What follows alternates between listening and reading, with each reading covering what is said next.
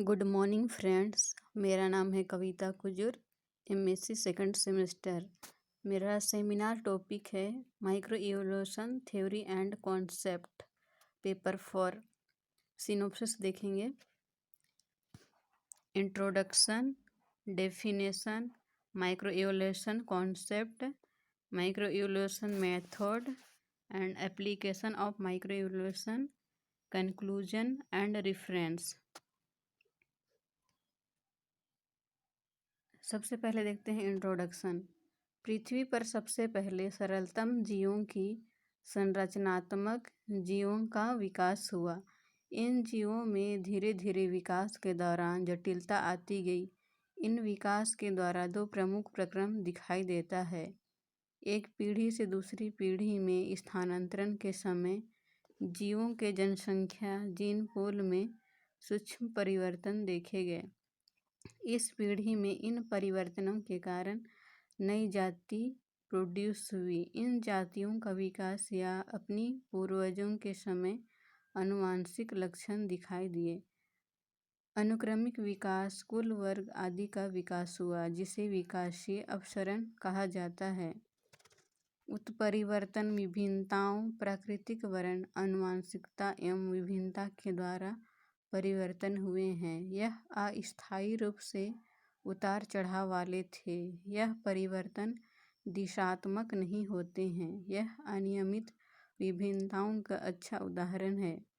किसी एक पूर्वज जाति से विभिन्न जातियों के विकास के फलस्वरूप विकसित प्रत्येक जाति स्वयं को अपने वातावरण के अनुकूल बना लेती है। इसका डेफिनेशन देखेंगे।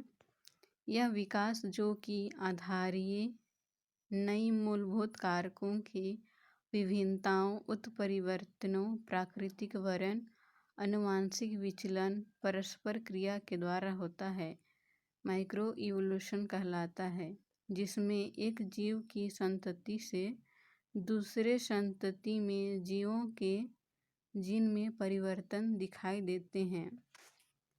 नेक्स्ट देखेंगे micro evolution concept. Gold Smith ने इसे लघु म्यूटेशन कहा है।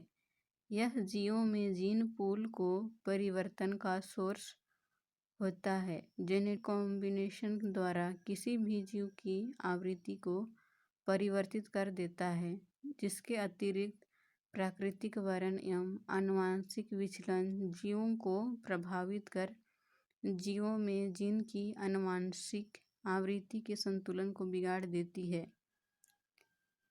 नेक्स्ट देखेंगे cases of micro evolution. Micro evolution निम्नलिखित केसेस हैं।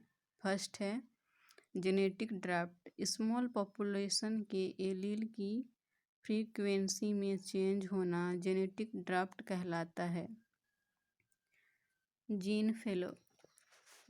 जीन फ्लो माइग्रेशन के थ्रू होता है, जब पहले से अलग आबादी वाले जीवों का निर्माण होता है जो कि विचलन हो जाता है, तो यह तेजी से नए विचलन वाली आबादी में जीन आवृत्तियों को बदल सकता है। नेक्स्ट है म्यूटेशन। ऑर्गेनिज्म के डीएनए में चेंज होता है। यह चेंज डीएनए के जीन या स्ट्रक्चर में चेंज होता है तथा एलील क्रिएट होता है। म्यूटेशन कई केमिकल एवं प्राकृतिक वातावरणीय परिवर्तन के द्वारा जीवों में देखने को मिलता है। हम नेक्स्ट देखते हैं नेचुरल सिलेक्शन। जब कुछ जीव जीवित रहने या प्रजनन कर पाते हैं, बदलते वातावरण में अपने आप को बनाए रखते हैं, सहन करने की क्षमता रखते हैं। इस प्रकार प्रकृति द्वारा चयन किए जाते हैं कि कौन सा जीव प्रकृति में जीवित रहेगा या नहीं, तो वे जीन पीढ़ियों से आबादी में जीन आवृत्तियों को बदल सकता है। Micro evolution method. सभी जीवित प्राणियों के जेनेटिक मटेरियल में चेंज होता है। यह चेंज किस प्रकार होता है, यह जीन डुप्लीकेशन के द्वारा पता चलता है। यह बहुत से रासायनिक फैक्टर एवं विकिरण के द्वारा उत्प्रेरित होता है। जिसके फलस्वरूप विभाजन द्वारा नई जाति प्रोड्यूस कर नए लक्षण दिखाई देते हैं। सूक्ष्म विकास के दौरान यह अधिक सहायक है। नेक्स्ट देखते हैं एप्लीकेशन ऑफ माइक्रो इवोल्यूशन। सूक्ष्म विकास एक अनवरत सतत अंतराविभाजन के क्रमिक रूप ही धीरे धीरे परिवर्तन होते हैं, प्रकृतिवरण द्वारा उत्प्रेरित होते हैं। छोटी छोटी विभिन्नताएं एकत्रित होकर संरचना एवं कार्यकी में बड़ी विभिन्नताएं उत्पन्न करते हैं। भौगोलिक पृथक्करण में स्थानीय जनसंख्या में परिवर्तन के रूप में देखा जा सकता है। अगला देखते हैं कंक्लूजन।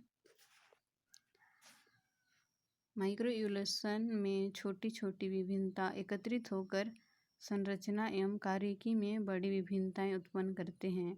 माइक्रो इवोल्यूशन एक प्राकृतिक वरण उत्प्रेरित होते हैं। इस विकास के द्वारा दो प्रमुख प्रक्रम दिखाई देता है। एक पीढ़ी से दूसरी पीढ़ी में स्थानांतरण के समय जनसंख्या के जीन पूल के सूक्ष्म परिवर्तन देखे गए। इस पीढ़ी में इन परिवर्तन के कारण नई जाति की उत्पत्ति नहीं हुई। इसका रेफरेंस है Nei and Kumar's molecular evolution and phylogenetic, New York.